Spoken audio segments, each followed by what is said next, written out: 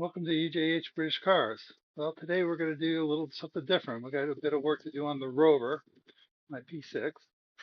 So the exhaust is rattling because it's hitting against part of the undercarriage.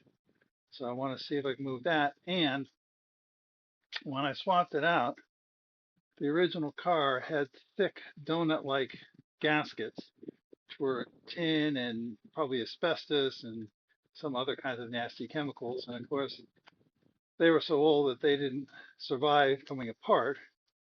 And to put it back together, they now recommend these. I'll show you these better when they're out, but they're basically um, a rounded shape with a ridge in it for the flange to meet onto.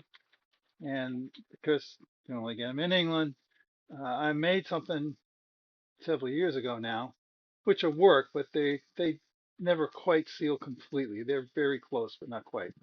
So let's go underneath the car and take a look. So right here is where it's hitting. This is some sort of a thing between the transmission tunnel and the floorboards, and it touches right there. And I don't know if you've been watching, but I've been sort of building the exhaust system for this as I go. It was not in very good shape to start with. From here on back, I've managed to make pipes with what I could buy and what I could bend. Um, the only thing I can find for this is a stainless steel exhaust, and it would come from England, and it's well over $1,000 by the time you get it here. So this cross piece was damaged and I plated it, so to speak, but I'm getting a leak here, and I think this is what allowed it to move. These have a habit about every few thousand miles, you got to snug them up. These are those replacement things that I made. So I want to drop those, put the new round pieces in, and then get this exhaust system set where I think it's good. I won't tighten those up.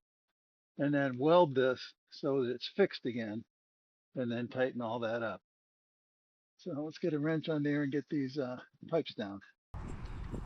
So these are going to just fit. These flanges are really small, and there's not any real easy way to make them bigger.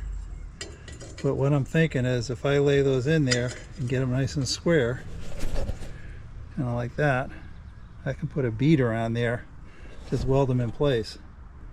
Make sure that that is there as well. So I'm going to try that.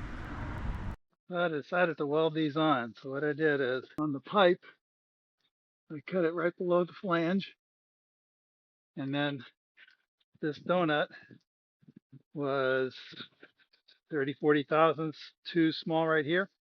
So I put it in the lathe, and you can see that's the factory edge. I turned it out a little bit so that it was a snug fit over this.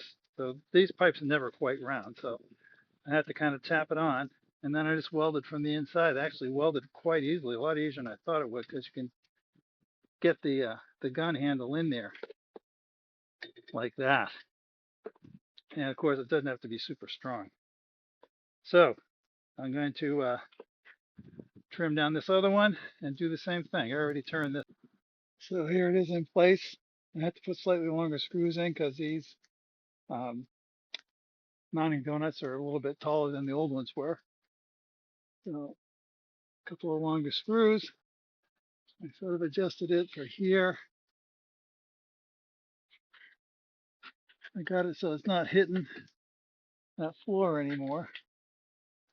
So I'm gonna weld this joint, but first, I'll weld that one too. But first I'm gonna start it up and make sure it's not leaking before I make it all up into one piece. Well, I'm glad I started it out because it was leaking a little bit just on this side, so I angled that pipe over a little bit, which moved this 3/16 or so.